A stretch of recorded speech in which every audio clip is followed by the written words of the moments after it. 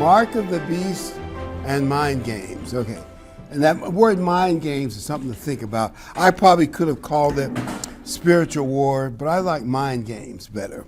Okay, we don't believe that the mark of the beast is something that two big burly guys are going to grab you, throw you down, and put a mark on the back of your hand and one on your forehead. Now you're the mark of the beast. We think it will be done by a combination of things, but mostly it'll be seduction. The devil wants to be worshiped. I realize fear is part of it, but I think he wants to seduce us. That's why I use the term mind games. It's a war of deceit, very deceitful. And he'll be appealing to things like greed, popularity, and wanting to be in. Now, in Revelation 13:15 says, he was granted power to give breath to the image of the beast, that the image of the beast should both speak. We discussed this on the pod. They now have AI technology and maybe even other things. They can make statues talk and even converse with you and have tears, bleed, things that would be a big deal in statues. In the past, the statues start to bleed. They can do a lot more. And I'm going to emphasize the word he causes. I'm going to focus on the word causes. He causes all, both small and great, rich and poor, free and slave, to receive a mark on their right hand and in their forehead. Well, causes means he gets you to do it, but not like, stamping people in a prison camp where, everybody in the prison camp gets stamped. No, I think it's more deception. And they're going to try to get us to buy into an evil system. Now, people won't know it's evil, but I do think they'll realize they're going against the God of the Bible. But they may not recognize as evil. They'll be deceived. And I believe the mark of the beast will be both spiritual and physical. Now, and if we went back to the Third Reich, the swastika was their physical symbol. You all the armbands, and Mussolini had the fasci. It's a Roman military standard that he used, but he and Hitler worked together and all that stuff. And they do say there are some Nazi, brigades in the Ukrainian army. They have a new fascist symbol, but I don't think it's going to be that. I think they're too smart to do that. But that was called a crooked cross. It has a history in the Roman Empire and in Europe. But I think they're going to come up with some new symbol. And I don't know what the symbol will be. But also, there'll be a spiritual aspect that'll be blasphemous to the God of the Bible. Blasphemous. Blasphemy is coming. Verse 17, that no one may buy or sell except one who has the mark or the name of the beast or his number. And then it talks about wisdom to figuring out what it is. Well, we know this from history. During the Dark Ages and into what I call the Middle Ages of Europe, when they fought the religious wars in Europe, the Protestants and Catholics and then different Protestant groups, they fought a whole bunch of religious wars in Europe and a whole lot of bloodshed. Well, what the Catholics did, starting with the Dark Ages and going into that period, they would say things like, to all the good Catholics, you cannot do business with heretics. Now, their definition of heretics was anyone who did not accept papal authority. You get their definition. And some other groups fought over various doctrinal issues too, but do you see that what's coming in the future builds on that past? Now, I don't know how they will frame it, but I can see something like saying, well, look, we've got religious unity, we've got order, we've got Pax Romana, whatever they want to call it, and it's wonderful. But we got some people out here that won't accept the leadership of the great man, and however they put it in great terms. And should we be doing business with these heretics? And you can see how they could maybe justify kicking a bunch of people out of you go into these glamorous retail stores or even online, and they won't let you buy any of their stuff or do business with you. And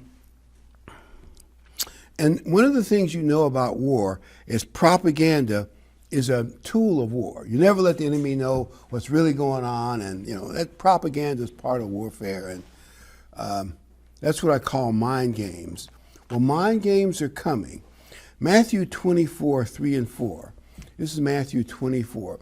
Disciples asked Christ, well, what is the sign of your coming back? And the first thing Christ said, the first thing was, I'll read it. Verse 3, Matthew 24. Disciples came to him privately saying, tell us, what will these things be? And what will be the sign of your coming and of the end of the age? And Jesus answered and said to them, take heed that no one deceive you. Deception are the four horsemen of the apocalypse. Deception is the first one. So what kind of deception? At least some of it will be religious. I'm sure some of it will be religious. That's why the more you know your Bible, the safer we all are. If we know our Bible, we're safer. Because some of the things you think, well, how can they deceive them about this when the Bible clearly says? But maybe a lot of people at that point either won't know what the Bible says or won't believe anything the Bible says because they'll have been brainwashed not to. Well, we can argue about how clever they're going to do, how they can do it, but it's coming. Now, I'm going to do some speculation. Now, this is speculation, so it could obviously 10 years from now, we might laugh at it, about how they can implement the mark of the beast. But I can see them saying, like, we've got unity of faith. Isn't that a wonderful thing? And it could be the false prophet. Maybe he'll be a super pope, but whatever grandiose title he takes, he will get everybody to literally worship the man. Just like Hitler was a beast of a man, Mussolini was a beast of a man. Anyway, by the way, Mussolini, as a teenager, stabbed 2 people, I think, to death. Anyway, to give you some idea of what these guys were like, but I could tell you more. But there's going to be a beastly man who's going to be the leader. They actually say Hitler was some kind of sexual pervert. But the details are cloudy because they kind of kept that from the public. But my point is, it's going to be a beastly man, but he's going to get people to worship the man. And they're going to use the false prophet might have religious charisma, backed up by media technology. With the new media technology, they can make a person look better, sound better, put him in stages with lighting. Actually, they did that with Hitler. They put cameras on roller skates. They did some, for the 1930s, unique things where he's doing his big salute and Hail Caesar kind of thing. Heil Hitler, with the cameras roving around him while his car moved, made him look more spectacular. Do you realize the media, even now and 10 years from now, they may be able to do even more spectacular things? This guy's going to really look good. And think about, with AI, they can make images better. I mean, not just smoothing out the imperfections in their skin. That's old stuff. They can do even better stuff than that now. At least that's what they tell me. And by the way, that's pushing the stock market. The company that's got the AI contract, because of their stocks, the market is up. They now say every industry will be using AI. Can you see there's more technology to deceive us than ever before? And according to Ken and the boys, a lot of it's perfected. They already can make it work. The Chinese are doing it right now to suppress their own people. And you think, well, they'll never do that in America. Anyway, Revelation 13:11. Then I saw another beast coming out of the earth. He had 2 horns like a lamb and spoke like a dragon. And he exercised all the authority of the first beast, caused the earth and those who dwell to worship the first beast. Now notice, he looks like a lamb. In other words, he's going to look so pious He's going to look charismatic like a religious leader, but he speaks like a dragon. In other words, he looks good, but the things he's going to teach you are really coming from the real dragon, Satan the devil. That is coming. They now believe they can put chips where they can know what you're doing and can scan your body. They can put it in tattoos. Like I said, they put a tattoo on your arm or your hand. That could be a device to let them know if you accepted the mark of the beast. In some countries, they put little chips in people's fingers and other places, and it's like you scan your hand over the scanner. It's like showing them your debit or credit card, and they got all the information they want, your medical records, your credit card. They can just charge it just to scan. And they already got this technology and the radio frequency ID, and where things bounce off and the scanner will pick it up, facial recognition. And one thing that may be used, and we're speculating, a cashless society. On my recent travels, I went to 3 or 4 major airports. Even for something like coffee, the lady said, well, even though it's only airport coffee is $3.50, but still, I was at 4. She said, it's only a few dollars, but we can't take cash. I said, what? For a little item? Nope. This airport is totally cashless. And 3 or 4 big airports were all cash until I got to Nashville. And for small things, you can use cash in Nashville. They call it Cashville. But can you see that trend? There are a lot of hotels now. Some of them have good excuses, like some of the parking places near the airport in St. Louis. They say, literally, we have to take cards because if the criminals know that our clerks have cash, chaos will reign. So I understand that justification. But you realize a cashless society puts you at the mercy of the powers, because your account is now just digital numbers in a bank account. So they don't give you checks anymore. They deposit it into your digital account. Well, the government can freeze your bank account. Matter of fact, that was one of the things that triggered Pearl Harbor. Was we froze the Japanese assets in all American banks. You can imagine.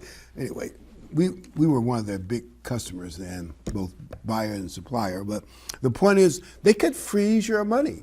You take out your credit card, debit card, and nope, you're on the heretics list. Sorry. I mean, you see how easy that would be? And they can also dictate what you can and can't buy. Now, whether they will use all that, we don't know, but they say the technology is already there. So how to do it is not going to be all that tricky.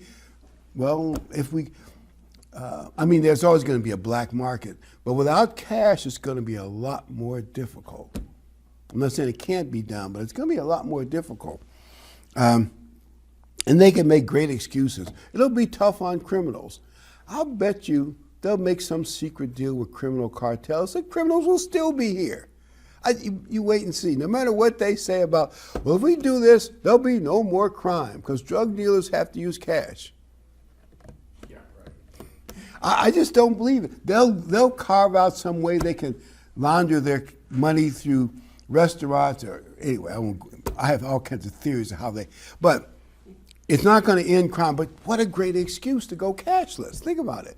But it's like guns. They will say, if there weren't guns, we wouldn't have all this crime.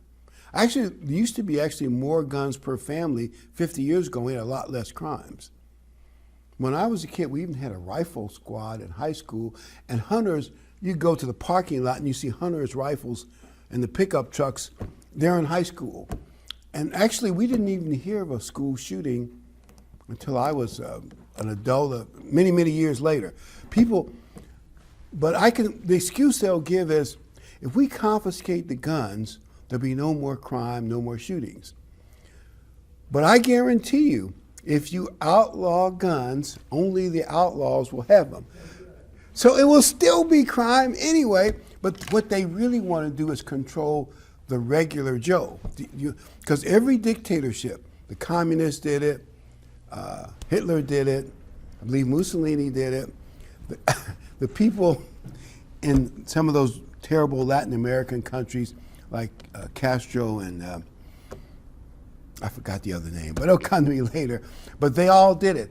one of the first things you do in a dictatorship, you disarm the public. The criminals are going to get guns because they're criminals. Take my word for it, they'll find a cheat around or lie around, whatever they do. You disarm the public. And I can't believe the founding fathers, they said the government should fear the people more than the people fear the government. And you, yeah, well, that's all theoretical stuff that Jefferson and Adams and those guys wrote. But can you realize a disarmed public is easier to intimidate? I'm not saying they can't intimidate an armed public too, but I think they want to take cash away for the same logic. So they can control us. I mean, don't you see the potential? Now, whether they do that or not, we will see. But I can see them moving that way. And they use crime as their excuse. So maybe they won't do that. But there's going to be a great retail system. And they're going to say, if you don't worship the new system and worship the emperor for unity of all churches. Doesn't that sound wonderful? Unity of all churches. Oh, that's so wonderful. And if you don't support that, well, you're a heretic and you don't deserve to be in our wonderful retail system. Now, this little corny joke is called a test of faith. Listen to a lady who called a radio show to her pastor. She said, "Pastor, you're a wise man." She said, "What should I tell my friends? Because I'm blind, I was born blind. I don't mind being blind, I've never seen, so I don't know what it's like to have sight. But my friends keep telling me if I had more faith, I would be healed and would have my sight." And the wise pastor said, "Well, you have one of those white cane sticks that all blind people have?" He said, "Yes." He said, "The next time one of your friends says you're blind because you have enough faith, take your stick and hit him over the head. And then if they get hurt because you hit the target by listening to them, say, if you had more faith, it wouldn't hurt." Well, I threw that joke in there, well, just because I like to do that. But you realize you can have false faith, faith in the wrong thing. And I bet a lot of people will have faith in the system, faith in a man. They'll have false faith. They'll really believe it. Now, how much, when you read the book of Revelation, you realize they know they're going against the God of the Bible, but I don't know. It seems like the beast has convinced them to do it. I have a hard time understanding that, but that's kind of what it says. They'll have faith in the system. Revelation 18:4. Here's what God says about the Babylonian system. Revelation 18:4. "And I heard another voice come from heaven saying, 'Come out of her.'" I like that expression. Come out of her. False religions are looked at as like a whore, a mother. And she's the mother of harlots. Anyway, that's in the previous chapter. "My people, lest you share in her sins, and lest you receive her plagues." So all the people who take the mark of the beast are going to suffer from some horrible plagues mentioned in the latter parts of the book of Revelation. So we won't suffer those plagues, and maybe we'll be in places of safety, but we have to come out of Babylon the Great and stay out of Babylon the Great. And it may sound like, well, that'd be easy to do. Maybe it won't be as easy as we think, because it's going to be really deceptive. And they will seduce a lot of people. And they may do it gradually. You know the frog story? If you throw a frog in boiling water, he'll hop out immediately. But if you throw a frog in tepid water, just a little bit warm, he might get comfortable. You turn the heat up little, 4, 7, 8. And all of a sudden, he's boiling, but it's too late to get out. He's been boiled to death. It kind of caught him by surprise. So the devil might suck us into his system of thinking, little by little, and it'll be too late to get out. We'll be caught off guard. So we have to make up our mind to stay out of the system. Now, another corny story called Out of the Mouth of Babes. A Sunday school teacher was trying to teach her class about right and wrong, good and bad. So she said one example, she said, "All right, children, now listen to this example. If I were to get into another man's pocket and reach into his pocket and pull out his wallet, what would I be?" Because she thought, You know what answer she expected. Little Johnny shot up his hand and said she'd be his wife. She'd be his wife. Well, we shouldn't get greedy for shopping. Yeah, the consumer culture's got me totally absorbed. I can get new tools and new clothes and new Wi-Fi systems, and I guess, I assume they're going to have shiny stores and great websites, and they may even have drive-through places you can drive through and have choice of stuff, and you click a few things on your computer and you drive by and it's all waiting for you to pick up, or they throw it in your car. Great shopping. But to get in on that, you gotta go along. To get along. Maybe they'll see, I believe Sunday worship will be part of the Babylonian system, and probably the Trinity too. Because we believe that started in Babylon with Nimrod, Semiramis and their child, who was born miraculously out of a dead tree. But that's another story. But if Sunday is going to be part of it, then that's going to be part of it. I can see a possibility. They may do it many ways, where you have to go to a Sunday keeping church maybe at least 4 times a year, and they'll have scanners, and they'll scan your credit card, chip, debit card, or your phone, because it could be on your phone too. And they have phones now. They're putting all kinds of new things in people's new phones. Ken was complaining that they were going to offer him something in his phone that could guard his car and do all kinds of things. And Ken thought about, but they can also spy on me even more effectively than they already are. But whatever it is, and it could be other devices we haven't thought of yet, they'll know. Well, you haven't been to a Sunday church where they all bow and say how they worship the great leader in Rome or wherever he is, and all of a sudden that goes on your record, and you fall from the good list into maybe the red. In China they have a red thing. If your social score gets so low you're in the red, you can't even get on buses in China. I've heard some terrible stories about people who went to a demonstration and somehow they knew it by their phone. They were there once or twice, and all of a sudden they were trying to get home, and because the travel stuff's on their phone it all turned red. What you mean I can't get on the bus? You got a red thing now. I got to walk 6 miles to get home? Yep. This has actually happened in China, where they got all kinds of stuff and they're watching people. Well, you realize that could happen worldwide. Oh, they would never do that in America, right? Yeah. We believe in liberty and personal freedom and freedom of information. And the government in D.C. they believe in freedom of speech. They're so wonderful. Maybe I shouldn't make fun of them. But you know what I'm saying. It could be everywhere. Even places you wouldn't expect it, like Washington, D.C. So don't get too greedy about materialism. We need to love God more than materialism. We need to go in the opposite direction. What's the opposite direction of Babylon? The opposite direction, well, I'm going to read more about Babylon. I'll tell you what the opposite direction is. Revelation 18:11.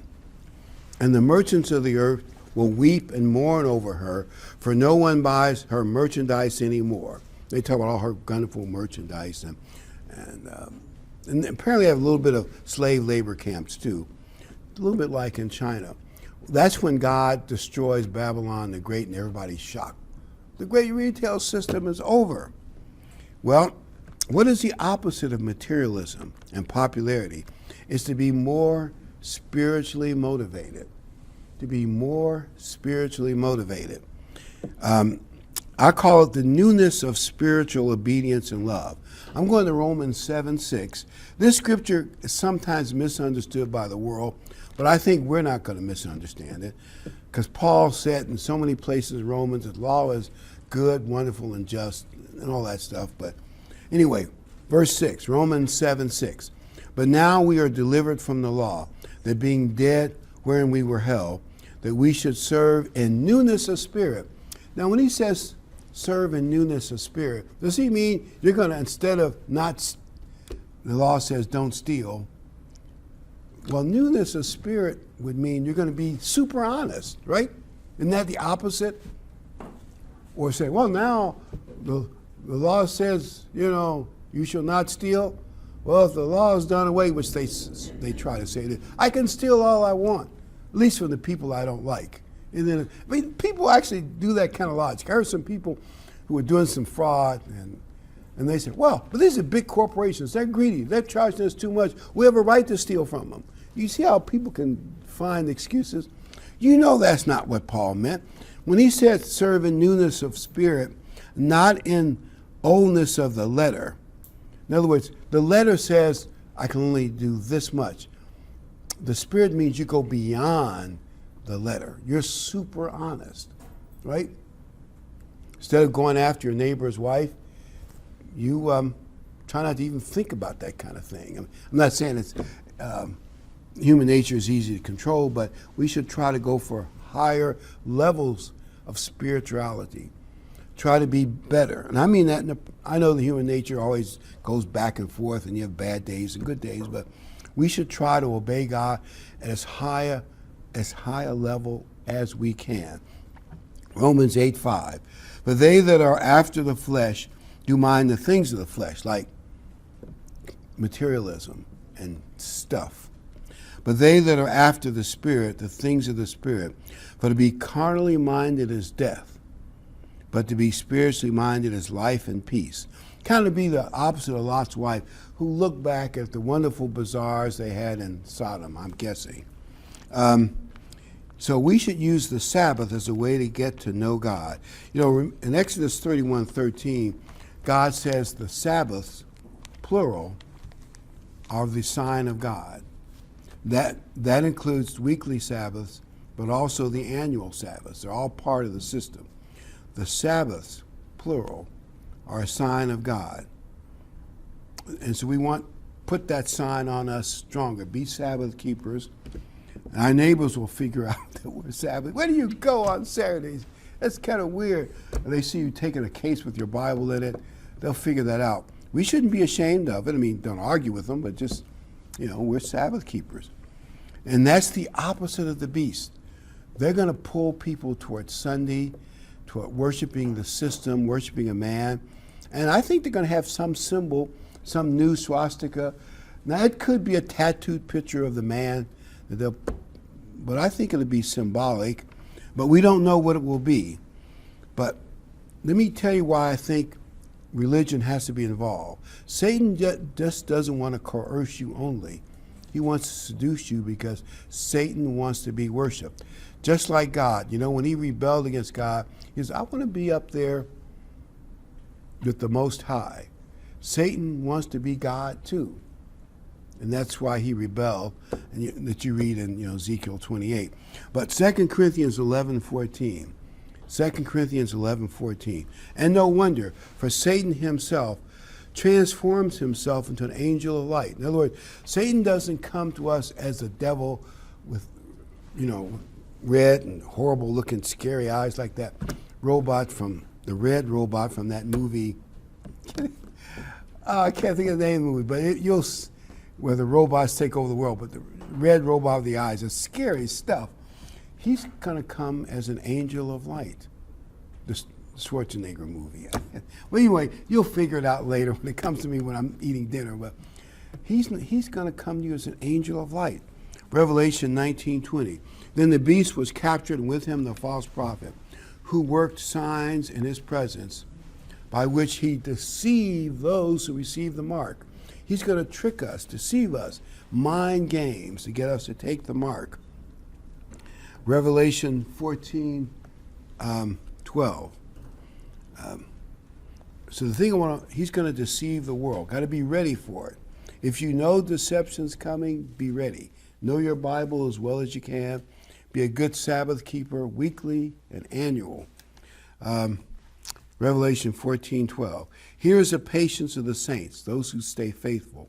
Here's those who keep the commandments of God and the faith of Jesus.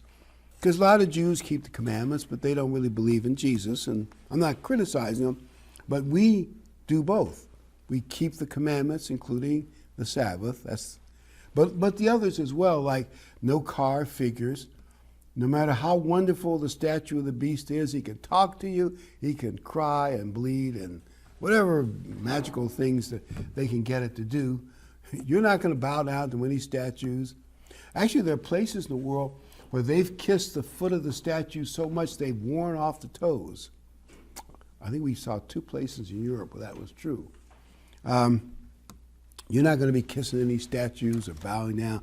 Statues of men or some indirect way of doing it. We can then become deception proof. Like one young man, we said, he's drug proof. This kid is never going to take drugs. And it turned out he was drug proof. But we will become deception proof. Our focus should be on keeping the 10 Commandments. Always keep the Sabbath and the annual Sabbath. So what is our challenge? My last area is what is our challenge personally? The little horn pattern is described by Daniel, and we're going to go through the first example in Daniel of him desecrating the temple in Jerusalem and what we can learn from it. And prophecies are dual. That is, there's an early fulfillment, sometimes there's even a middle fulfillment, then the final big one at the end of the age. And that's true of this one. But we can learn a lot by understanding the one that's already happened and kind of analyzing it as best we can. And I think we will see what our challenge will be. So the first model will help us understand the final one. The first model is Antiochus Epiphanes. Like Epiphany, he's so great. Actually, he was a terrible guy, but that's how these kings of the north were. 168 BC. He desecrated the temple first. Just to give you a little background, he went, every 20 years or so, the king of the north and the south fought each other. He went to fight the king of the south, thought he'd win, but the Roman Empire stepped in with a big fleet, and that's a big story. You probably heard the story where the Roman senator drew a circle in the sand and the beach after the Roman legions had kind of roughed him up a little bit and said, if you step out of this circle before you agree to our terms, we're going to get you. And of course, he was so humiliated. The Roman Empire, we don't like all this fighting back and forth. We want peace. The Romans had their excuse. They eventually took over to bring peace to the area, to stop all the fighting. And the Romans probably meant well, give them their due. But he, needless to say, he came back from being humiliated by the Roman Empire. He was mad. And then coming back in the south, he had to go through Jerusalem and Judea, which he controlled then, although it went back and forth between him and the king of the south, but he controlled it at the time. And he got news that the Jews were fighting each other. Whoa, that was good news since he hated the Jews, kind of the Hitler type. They're fighting each other. It appears that the non-religious Jews who wanted to be more Hellenistic, that means into the Greek world and all their modern philosophies, and I guess they considered the prosperity of the Greeks. They wanted to be in on all that sort of thing. And the more religious Jews, and the two were fighting. And it looks like even the high priest was compromised, according to some history books, Benelux. But I'm going to read the scripture, Daniel 11:31. Now that you got a little background. And forces shall be mustered by him, and they shall defile the sanctuary fortress, that is the temple. Then they shall take away the daily sacrifices. The Jews, that's a horrible thing. And place there the abomination of desolation. Christ mentioned that too. There's a statue of Zeus Olympus. Those who do wickedly against the covenant, he shall corrupt with flattery. Now what it's saying in verse 32 is, it means the Jews who were secular, the ones that didn't want to do all this Bible stuff that the Jews do, when he got there, he flattered them. He corrupted them so they would help him take down the religious Jews. See how clever that is? Now you're going to say, how did he flatter them? I don't actually know. But I'm going to speculate for a few minutes how the beast might try to flatter us and use historical examples to make my point. Well, if we use the example of the Third Reich, because Hitler's kind of a little beast of the 20th century, how did he flatter the people in Europe, Central Europe? he told the Germanics people, and they were in several countries, even around the German border, he said, you are the master race. Now, if you tell people they're the master race, you see how that flattery would appeal to them? You do. And I think Mussolini said to his folks, they had some positive things like fiat he fed out. He said, you know, you can recapture the glory of the Roman Empire days. And you can see how that would appeal. The Italians needed a little boost, and that was something great for them to hear. And Hitler said, you're the master race. So the question is, whatever Antiochus did, he flattered the Jews who were already corrupt. Because it said, those who do wickedly against the covenant. That means the old covenant of the Jews who agreed to obey God's commandments, and God would bless and protect them. And he used them. And we believe he double-crossed many of them later. Maybe the history isn't quite clear who got double-crossed and how bad the high priest was compromised. But it was bad for the Jews in the long run. At least 80,000 were killed or enslaved. He put pig's blood on the temple and just messed up. The Jews considered it a desecration of the Holy Temple. And Judaism was stopped. Now I want to read the rest of Daniel's prediction. But the people who know their God shall be strong and carry out great exploits. Now remember, this was written 300 years in advance. Daniel wrote it. But what actually happened is the Maccabees. They started a guerrilla warfare.